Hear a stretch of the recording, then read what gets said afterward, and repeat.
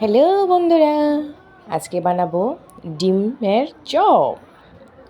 তাই এখানে পেঁয়াজ কুচি, লঙ্কা কুচি আর ধনেপাতা কুচি নিয়েছি। এখন লবণ দিয়ে ভালো করে একটু মেখে নেব।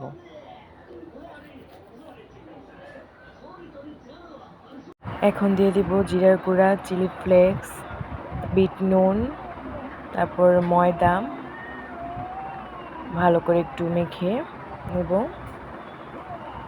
তারপর চাট মশলা দিয়ে দিলাম। তারপর একটু জল দিয়ে ভালো করে একটু মেখে নেব, আঠালো করে মাখা হয়ে গেছে।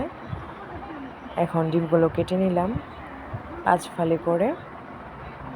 এখন হাতে নিয়ে ভালো করে একটু এটার মধ্যে ডিম দিয়ে ভালো করে একটু চেপে চেপে নেব।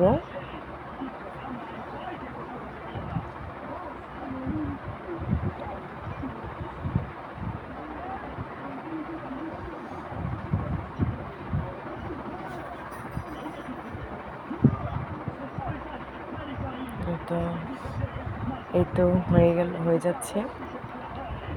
এরকম করে ভল করে নেব, নিয়ে একটু ভালো করে গোল করে নিতে হবে। হ্যাঁ, গোল করে নিয়ে এখন গরম তেলে একটু একটু করে দিয়ে দিব। এই তো সবগুলো দিয়ে দিলাম।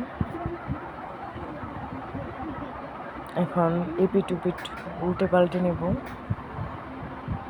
এই তো উল্টে পাল্টে নিলাম, লাল লাল করে ভেজে নেব। দেখুন কালারটা কত সুন্দর হচ্ছে।